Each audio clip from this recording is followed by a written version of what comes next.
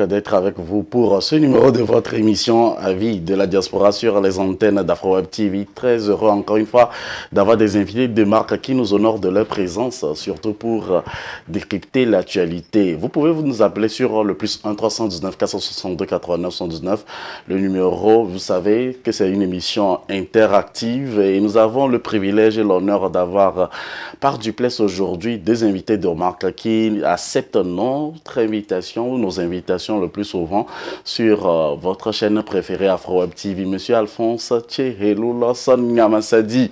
Oh my goodness, I'm very grateful for having you today. Monsieur Alphonse, comment est-ce que vous allez? Comment va le Togo? Très très bien, Moïse.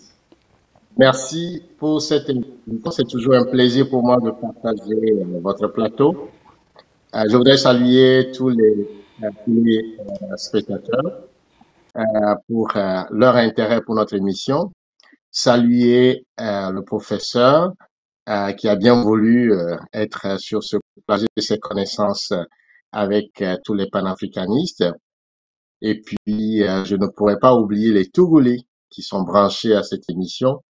Et en évoquant le Togo, ben, vous comprendrez que je voudrais bien me sacrifier à cet exercice de réclamer la libération des prisonniers politiques togolais. Ils sont une centaine dans les geôles de Fonya-Simbe, parmi laquelle il y a une dame, Léla Traoré, qui depuis 4 ans végète donc dans la prison civile de Lomé sans possibilité d'être jugée. Elle est malade, elle est souffrante. J'en appelle donc à sa libération. La libération également d'Omolou Jean-Paul, qui est un citoyen togolais de la diaspora qui est rentré, qui a été retenu contre son gré, torturé, malade aussi. En plus, il faut citer Aziz, aussi un Togolais de la d'Irlandais, rentré au Togo, maintenu en prison depuis 4 ans.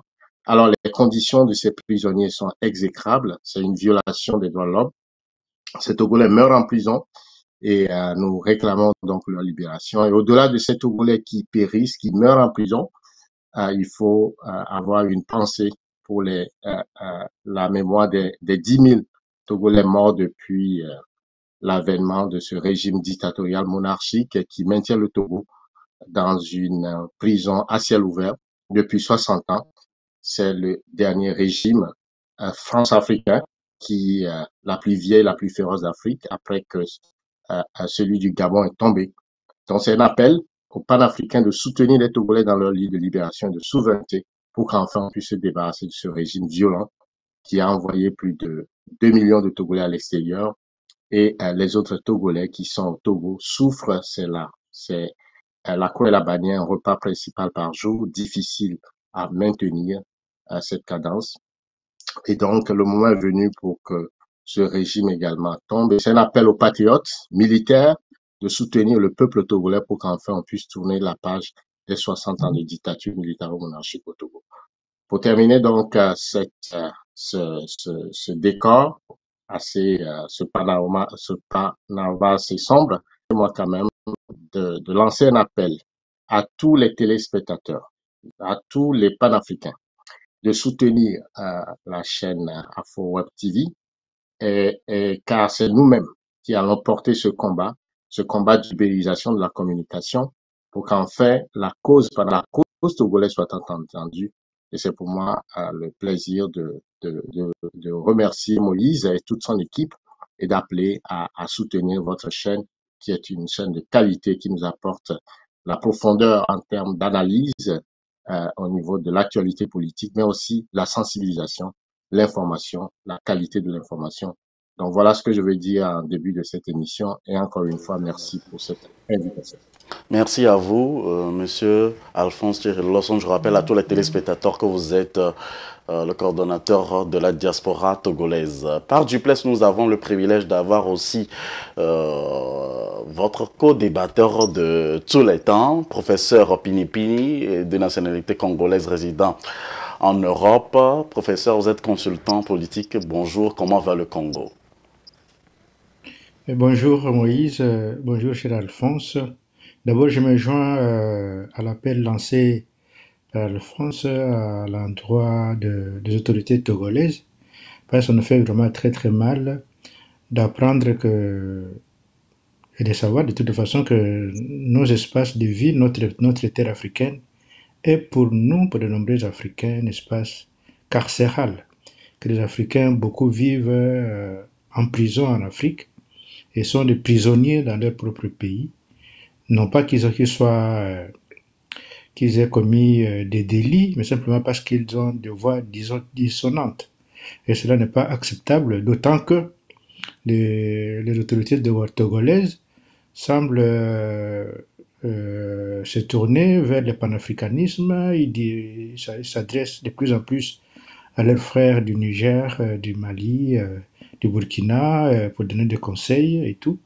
Nous apprécions cela, mais on apprécierait d'autant mieux si elles-mêmes pouvaient faire pareil dans leur propre pays envers des concitoyens.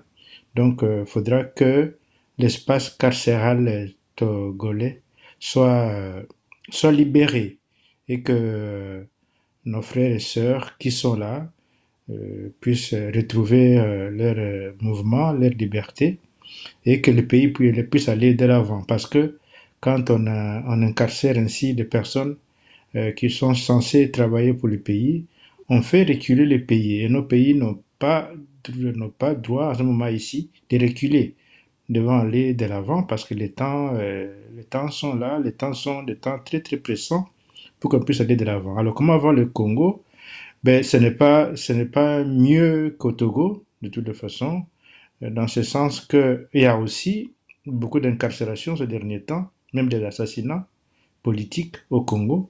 Je crois que le même appel est aussi lancé aux autorités congolaises actuelles, en qui on a mis tellement d'espoir, mais qui semblent retrouver le bon chemin de la dictature, de briser les libertés individuelles, même les libertés collectives, même les manifestations sont violemment réprimées. Appris qu'il y a eu des décès, des massacres d'ailleurs de populations à Goma qui se préparaient dans la nuit d'ailleurs, qui ne manifestaient même pas, mais qui étaient là se préparer pour manifester le lendemain. Ces populations ont été massacrées. Il y a presque 200 personnes qui ont été tuées en une seule nuit. Donc la situation n'est pas mieux là-bas, mais c'est le même appel qui est aussi lancé à ces autorités-là de se ressaisir parce que les Congolais, à cause de tout cela, il y a 5 millions de Congolais à l'étranger. Vous imaginez, c'est tout un pays, ça. Donc nous ne pouvons pas continuer dans cette situation-là, comme ça, à faire fuir les Congolais de leur propre pays et laisser les pays aux bandes de malfaiteurs de toutes sortes, de malfaiteurs politiques, économiques, et de malfaiteurs armés qui viennent s'emparer du pays. Ça ne va pas. Donc faut que les autorités se dessaisissent pour que tous nos pays, toute l'Afrique, redeviennent un espace de vie pour sa population. Merci infini, professeur. Nous abordons le premier sujet de ce jour qui concerne donc le Mali et depuis les groupes armés indépendantistes et autonomistes ont signé un accord de paix avec le gouvernement en 2015. Les djihadistes ont continué de combattre l'armée malienne et la présence étrangère et ont étendu leurs agissements au centre du Mali et au Burkina Faso et au Niger, voisins contribuant à plonger ainsi donc le Sahel dans une crise sécuritaire. Nous savons que l'actualité de cette semaine est marquée par également donc cette reconquête du Nord. Quelle analyse faites-vous, monsieur le coordonnateur de la diaspora, monsieur Alphonse Chereloulos Nyamassadi? Je pense que c'est une tour de balancier tout à fait extraordinaire. Et il faut d'entrée de jeu saluer le président Assimi Goïta et son gouvernement pour avoir redonné aux Maliens la fierté, la dignité, mais aussi pour avoir donné aux Maliens les instruments de souveraineté en ce qui concerne l'autorité de l'État sur l'ensemble du territoire malien. il y a 10 ans, il y a eu une rébellion soutenue par des groupes djihadistes qui ont quelque part balkanisé le Mali. Et il y a eu également l'intervention des forces onusiennes qui, au lieu de pouvoir soutenir l'État malien à pouvoir de ces groupes terroristes, a plutôt joué le rôle tampon et ce rôle a permis à ces forces, je dirais, qui se sont organisées dans la violence, les tueries, toutes sortes de trafics, notamment la drogue, le trafic des armes et aussi l'exploitation des richesses minières du nord du Mali, soutenues par les Occidentaux. Eh bien, c'est consommer la mort, le désordre, le chaos. Et il a fallu justement le gouvernement d'Assimi Goïta qui a promis aux Maliens de retrouver donc toute l'autorité du gouvernement sur l'ensemble du territoire malien.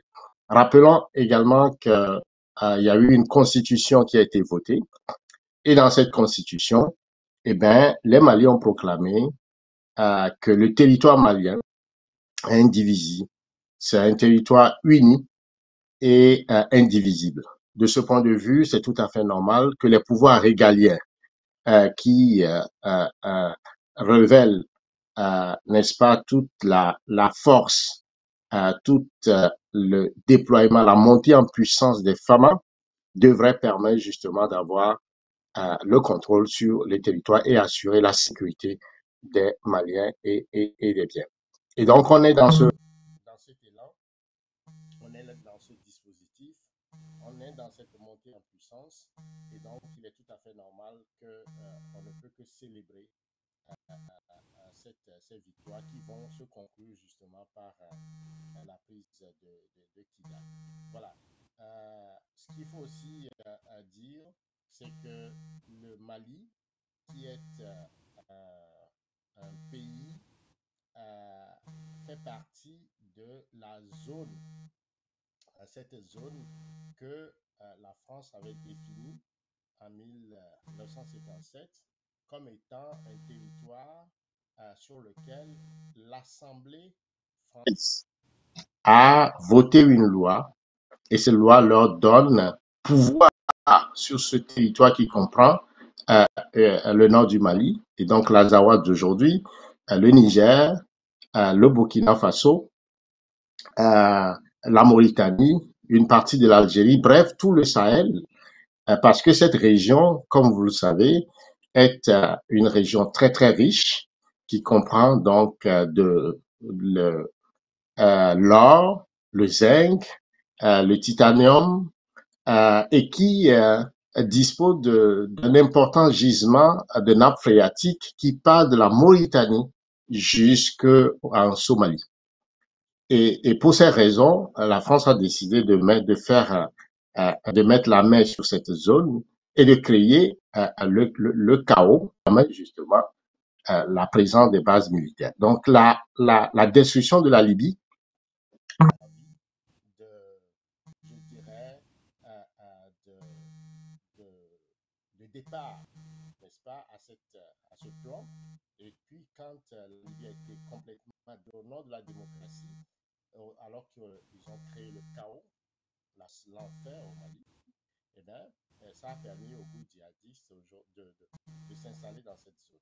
Avec le départ donc des forces onusiennes, eh c'est la fin de ces soutiens, c'est la fin de ce plan macabre, de ce plan machiavélique, de ce chaos qui est organisé par les Occidentaux. Et donc, c'est tout à fait normal que les Maliens reprennent donc de la puissance sur leur territoire et sur toute la zone, puisqu'il y a cette alliance qui a été créée entre le Niger, le Burkina et le Mali, donc l'alliance des États sahélo-sahéliens qui permet de contrôler justement cette zone pour les Africains et pour le bien des Africains. Nous sommes donc dans une nouvelle ère de rupture avec le système france-africain, le système de prédation, le système d'esclavagisation des Africains, de créer le chaos par l'esclavage, qui a continué par la colonisation et la néocolonisation, 60 ans après les indépendances. Je pense qu'une page est en train d'être tournée pour les Africains de prendre leur destin et leur destinée. Mais on ne peut que saluer cette avancée, cette réussite. Et il faut rapidement que ça soit consolidé pour le développement de notre salut. Voilà ce que je vais dire sur cette question. Merci d'avoir planté rapidement le décor. Alors, professeur Pini, est-ce que le départ des troupes françaises et de l'aménagement fait partie de l'une des conséquences de cette reprise de la guerre au niveau du Mali? Bon, mais je pense pas que ça soit ça là. Oui, peut-être on peut dire que euh, le- les terroristes n'ont plus de parrain et ils sont un peu pris au dépourvu. C'est comme ça qu'ils sont en train de. Ils jouent un peu leur va-tout, le dernier va-tout. Ils sont en train de montrer leur dernier muscle, pour ainsi dire. Mais je veux dire que le problème, en fait, date de la révolution malienne, ce qu'on appelle le coup d'État au Mali. Ça n'est pas un pour moi, c'est plutôt la révolution malienne qui était une révolution de la société civile malienne, qui justement, à cause de la situation d'Ikidal, a voulu réveiller les autorités qui étaient endormies pour que cette situation puisse être résolue. Comme les autorités de l'époque n'arrivaient pas à résoudre cette situation, c'est ainsi que la société civile s'est tournée vers les jeunes militaires, les 5 colonels que nous connaissons, qui ont répondu à cet appel, qui sont venus rejoindre le combat de la société civile. Et c'est à ce moment-là que les choses ont commencé à changer. Ce qui change maintenant, en réalité, quel est le problème, c'est que les autorités ont obtenu le départ de la MINUSMA du Mali. Or, ce départ suppose que l'armée malienne récupère toutes les positions et toutes les bases qui étaient celles de la MINUSMA, et notamment celle du nord du Mali et de Kidal, entre autres. Alors, c'est à ces propos que le problème se pose parce que les fameuses forces là qu'on appelle les cadres stratégiques permanents pour la paix, la sécurité et le développement, les CSP, PSD, là, ainsi que le groupe soutenu ou le groupe de soutien à l'islam, tous ces groupes-là, pour eux, comme je disais tout à l'heure, ils trouvent qu'ils sont plus au dépourvu parce qu'ils ne veulent plus avoir des parrains.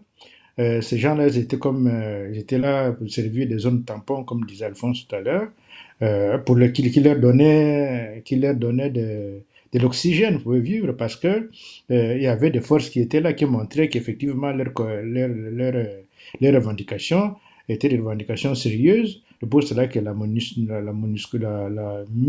est arrivée. C'est pour cela que les forces Barkhane et les autres sont arrivées.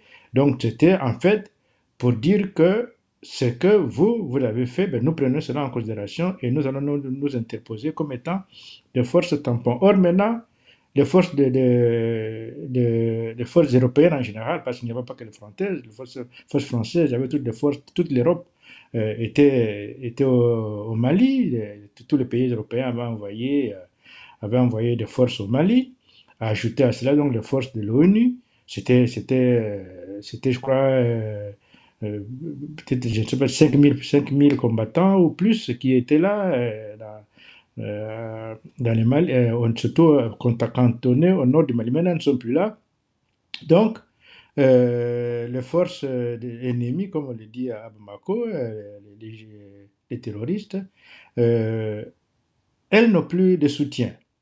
Voilà. Voilà donc le problème. C'est pour cela qu'elles vont essayer de tout faire pour que les forces maliennes n'arrivent pas à Kidal, mais quoi, c'est peine perdue parce qu'elles y sont déjà. Il y a déjà là, elles ont une base arrière qu'elles ont constituée à Néfis. La ville Anefis a été prise, c'est pas loin de Kidal, c'est à 10 km de Kidal. Cette ville a été prise, elle est consolidée. Les barrières de défense qu'avaient déployées les forces djihadistes ont été démantelées. Donc maintenant, c'est question de jours pour que Kidal puisse tomber. Mais ce que veut l'armée, c'est tout simplement que ces forces-là négatives puissent déposer les armes et qu'ils reviennent à la raison pour retourner, pour donner la chance au pays de vivre avec tous ses fils. Mais s'ils ne veulent pas, évidemment, ils vont engager la guerre et il y aura malheureusement, il y aura énormément de dégâts de leur côté aussi également parce que malheureusement, même la population risque de subir des dégâts, mais il faudra passer par là tant que ces forces-là ne voudront pas déposer les armes face à la puissance de feu des FAMA. Maintenant, les FAMA ont une puissance de feu qui est devenue importante parce que ce sont équipés. Hein. Ce n'est plus les FAMA du temps de l'armée française qui les affaiblissait. Maintenant, ce sont des FAMA qui se sont prises en charge elles-mêmes et qui se sont équipées. Ils ont des équipements, ils ont des blindés, ils ont des véhicules qu'il faut, ils ont des armes qu'il faut, ils ont des drones, ils ont une aviation. Donc, en face, ils n'ont pas tout ça. Donc, même s'ils ont quelques informations, mais ils ne peuvent pas avoir une puissance de feu qui puisse égaler celle de l'armée régulière. Donc, maintenant, c'est les face-à-face, en fait, les véritables face-à-face entre l'armée régulière, l'armée du pays, et les rebelles. Donc, parce que les parrains des rebelles ne sont plus là, le face-à-face va avoir lieu et les rebelles seront certainement vaincus. Donc, voilà ce que je peux dire par rapport à cette première question que vous avez posée. Merci d'être avec nous sur le plus 1 319 462 89 119. Alors, la ligne est ouverte en ce moment pour tous ceux qui nous suivent sur notre chaîne YouTube AfroWeb TV. Vous pouvez, à partir de ce moment, commencer par nous appeler, apporter votre pierre à l'édifice et contribuer également avec vos idées. Alors, monsieur Alphonse Thierry Lawson, la junte pourra-t-elle remporter cette guerre avec l'appui donc du groupe Wagner et que se passera-t-il dans le cas contraire? Il n'y a pas de cas contraire à supposer. Vous voyez, le professeur Pilekoulou l'a si bien dit. Les FAMA aujourd'hui sont équipés grâce au partenariat avec la Russie. Ce que la France n'a pas fait, ce que les Américains, les Occidentaux n'ont pas voulu faire, c'est-à-dire qu'ils créent un système d'État failli où le pouvoir régalien de la capacité des États africains à disposer des forces nécessaires pour protéger les populations et le territoire, eh bien, tout est fait avec des bases militaires par ici, des contrôles sur la formation des officiers par là. En tout cas, il y a tout un système qui est mis en place pour affaiblir les États africains. Et ça participe justement à ce que nous ne puissions pas être indépendants, voyez-vous. Et donc, quand vous voyez l'histoire du Mali, vous vous rendez compte très rapidement que cette faiblesse est à la base justement des crises successives que le Mali a connues. Et en opposition à cela, eh bien, il donne les moyens, il forme, il arme, il donne de l'argent à des groupes rebelles, à des groupes terroristes pour déstabiliser les États et créer des crises successives. Il faut rappeler que dans le cas du Mali, à l'indépendance, il y a eu un président, Modibo Keïta, un président nationaliste, qui a pris un certain nombre de décisions souveraines, notamment le départ de la base française du Mali. L'autre décision souveraine que Modibo Keïta a prise est de se soustraire des accords léonais qui participent à enchaîner, à maintenir ces États qui se disent indépendants dans la chaîne néocoloniale que la France a mises en place à travers donc le système France-africain. Et parmi ces chaînes, parmi les accords léonins, il y a la question du franc CFA. Donc le président Modibo Keïta a refusé cela, comme le président Sylvanus Olympio, au Togo, et qui lui a coûté la vie à travers donc un coup d'État. Alors, tout a été mis en place justement pour faire un coup d'État à Modibo Keïta et même à le tuer en prison. Vous voyez, et on l'a remplacé par un régime de dictature, et qui, cet régime de dictature, était un régime pratiquement failli, où la force de l'armée a constitué tout simplement avoir une garde présidentielle pléthorienne pour protéger le président, mais en réalité, l'armée ne disposait pas de cette capacité, de cette force opérationnelle pour protéger le territoire.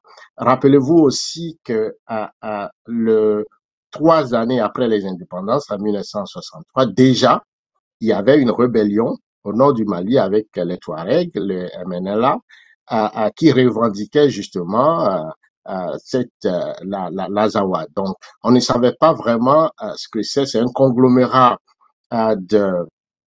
d'idéologies berbères, islamo-arabes, qui répondait au plan secret de la France de pouvoir balkaniser le Sahel à travers le vote de la loi 057-7-27 du 10 janvier 1957 et qui était cette loi promulguée dans le journal officiel de la République française. Donc, on donne des historiques avec précision, et qui avait consacré l'organisation commune des régions, ça s'appelle le OCRS, et qui comportait pratiquement la grande partie de l'Asie, dont la superficie est évaluée à peu près à 822 000 km².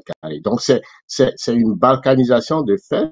Alors, cette rébellion en 1963, heureusement que le président Modibo Keïta a pris les moyens nécessaires pour y mettre fin, mais c'est une résurgence de rébellion qui plusieurs fois en 90, en 2012 et finalement il y a eu l'accord d'Alger qui a été signé en 2015, mais néanmoins avec toutes les fautes d'interposition, avec tous comment on l'appelle, l'intervention de la France à travers l'opération Serval, Barkhane, Takuba, tous ces millions de francs jetés à la poubelle, toutes ces forces qui sont donc envoyées n'ont pas réussi à pouvoir stabiliser la sécurité. D'ailleurs, on comprend que le but n'était pas de stabiliser la région puisque la force Serval a refusé aux troupes maliennes de pouvoir entrer dans Kidal, et donc il y a eu une zone tampon forcée par l'armée française justement pour ne pas permettre au Mali d'avoir toute son autorité, tout son pouvoir régalien sur le territoire. Donc avec l'arrivée des colonels d'Assimi Goïta, de cette transition révolutionnaire qui a choisi la rupture avec la France-Afrique, eh bien, on voit aujourd'hui que des nouveaux partenariats ont été signés avec d'autres puissances, notamment la Russie, et qui permet aujourd'hui de doter les Maliens de pouvoirs nécessaires, de la force nécessaire, de l'opérationnalité nécessaire au niveau militaire et stratégique pour leur permettre de pouvoir sécuriser leur territoire.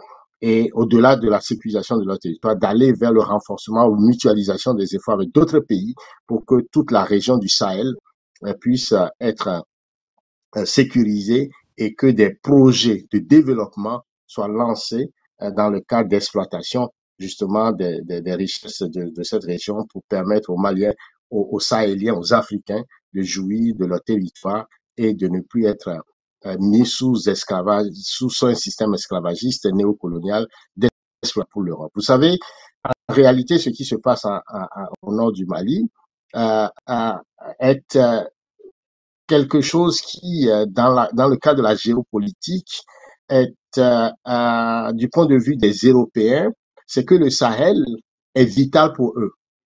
Le Sahel est absolument vital pour les Européens, et pour eux, toutes les richesses, que ce soit les richesses pétrolières, gazières, toutes les minerais qui sont dans le Sahel, devaient être exploités pour le bien ou la survie des Européens.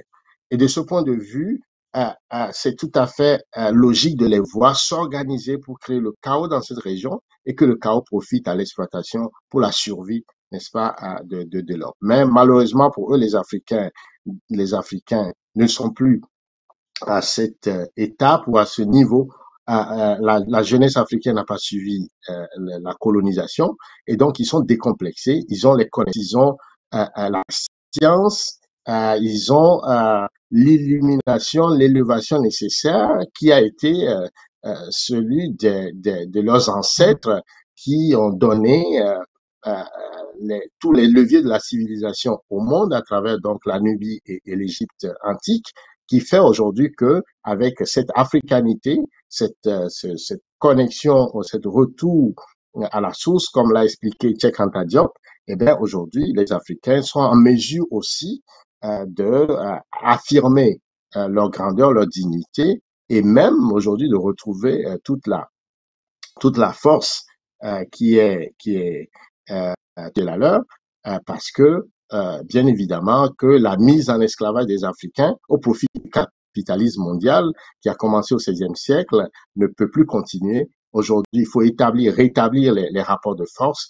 Les Africains aussi doivent peser dans l'échiquier mondial, dans l'échiquier de la géopolitique mondiale, et avec le basculement vers la multipolarité, je pense que les données vont changer et c'est ce qu'on est en train de voir. Donc, ce n'est qu'un début, ça va se généraliser sur tout le continent et vous allez voir que le millénaire prochain va être africain dans toute sa dimension et cette montée en puissance des Africains, cette affirmation des Africains sur l'échiquier mondial va se renforcer de façon pérenne et de façon tout à fait, je dirais, tout à fait stable et de façon élevée. Voilà ce que je veux dire sur cette affaire. Oui, alors, monsieur, professeur Pinipini, ce qui intéresse les téléspectateurs d'Afro TV, c'est la solution.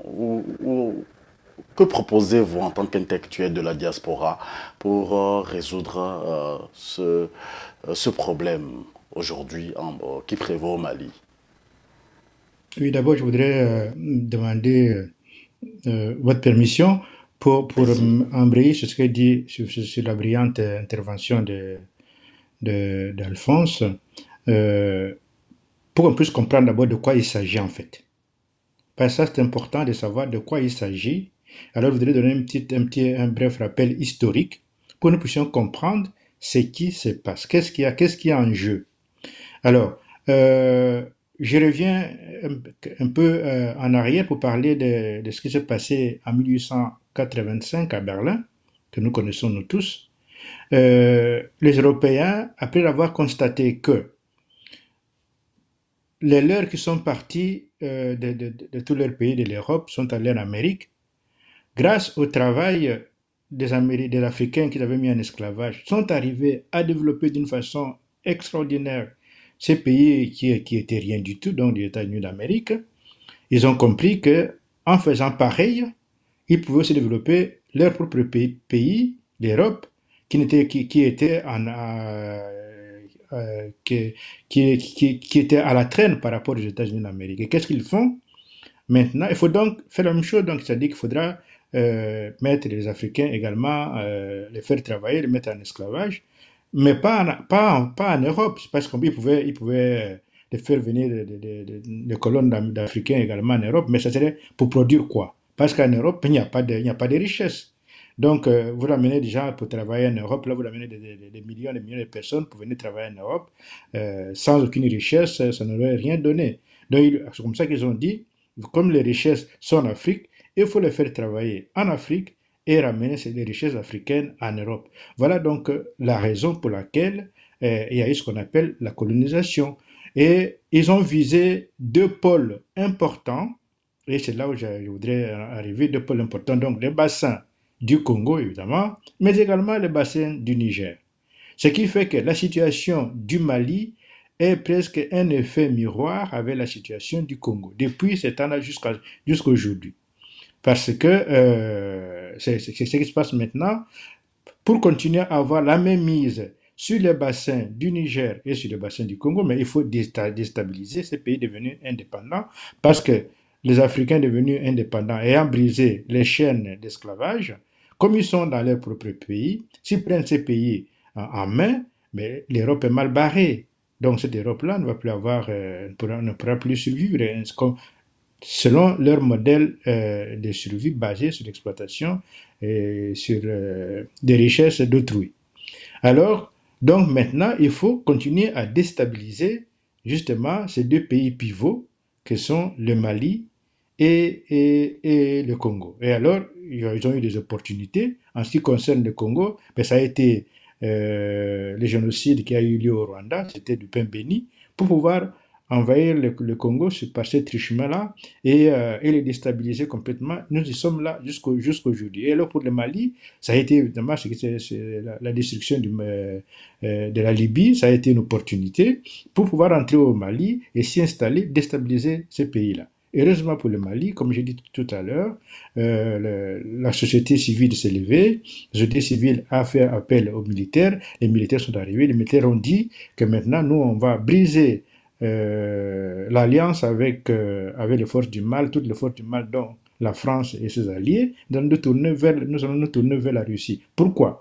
Parce que la Russie est une puissance nucléaire. Donc, nous ne pouvons pas quitter une puissance nucléaire que la France, les États-Unis et l'Angleterre et rester comme cela et croire qu'ils vont vous laisser la paix. Il faut avoir un allié de taille qui puisse susceptible de leur faire face. Et cet allié-là, c'est trouvé la Russie de Vladimir Poutine. Et grâce à ça, maintenant, l'armée malienne a eu la force de frappe qu'il faut pour pouvoir, non seulement pour faire déguerpir les forces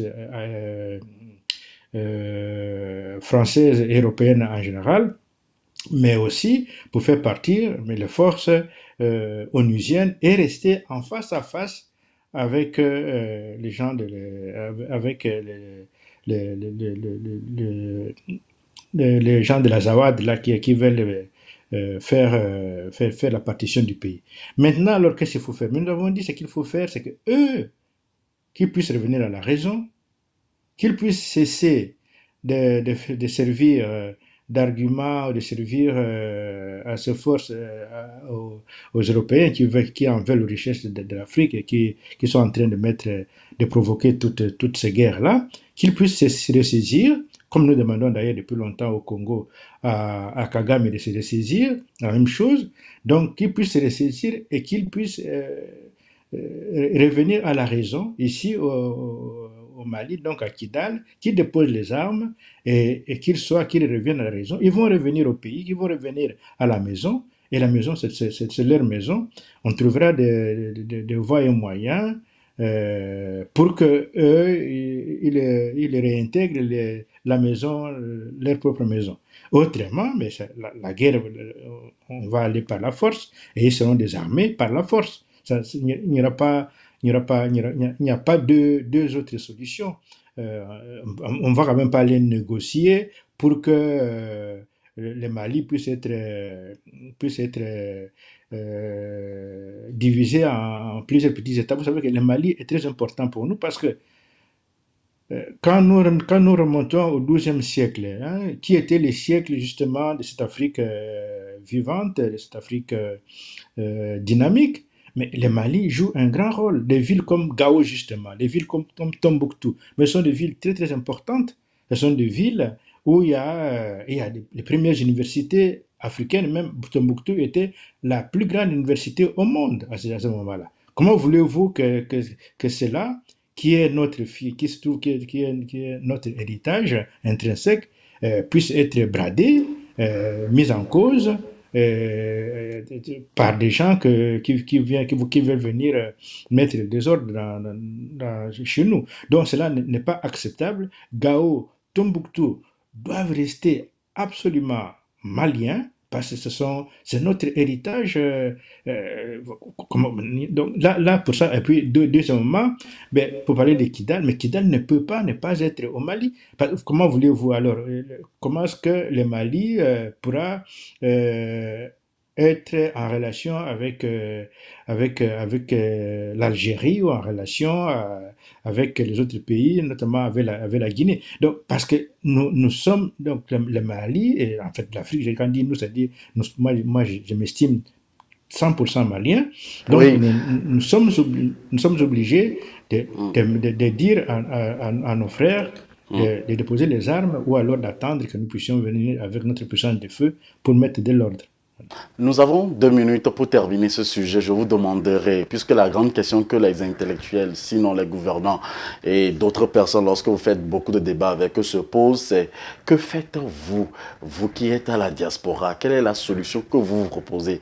Et c'est la grande question qui tourne autour des débats, même sur les plateformes WhatsApp ou sur toutes les plateformes à la diaspora, nécessairement au Bercail, c'est la même chose.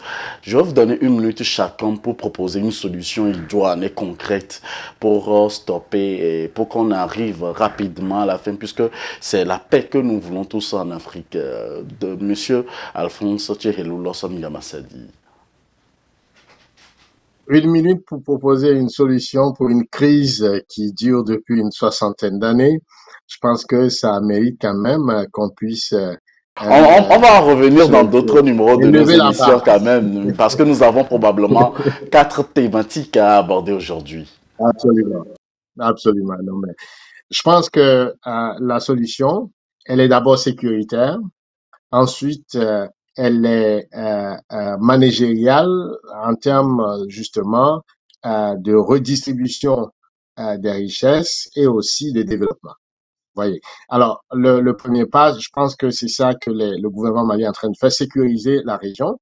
Et comme le dit le professeur Pinipini, eh bien, amener toutes ces forces-là à comprendre qu'il ne peut pas avoir un État dans un État et qu'ils doivent faire une rupture avec cette instrumentalisation des forces extérieures pour déstabiliser le Mali. Et se retrouver dans ce Mali uni. À partir de là, du moment où le pouvoir central a établi son pouvoir régalien sur tout le territoire, les différentes factions peuvent se transformer en forces politiques dans un cadre de dialogue national pour établir, n'est-ce pas, une forme de gestion du pays en termes de déconcentration et de décentralisation. Ouais, donc, il y a un pouvoir qui va revenir à ces régions et pour aller dans le sens de la gestion des ressources, mais aussi de la redistribution et du développement. C'est de ça qu'il s'agit, parce qu'in fine, pour assurer le bien-être des populations, il faut s'assurer que le sous-développement soit combattu et par conséquent, tous les Maliens doivent participer à cette gestion dans un cadre démocratique, sans influence, sans diktat de l'extérieur. C'est ça qui me semble être l'avenue et le chemin est assez épineux. Ça prend justement le dialogue, ça prend le travail en synergie de toutes les forces maliennes et ça prend également cette rupture par rapport à la politique néocoloniale des Occidentaux. Je pense que c'est vers ces pistes-là où il y a donc où on peut retrouver une forme de paix nécessaire pour le développement et le bien-être de l'ensemble de la région.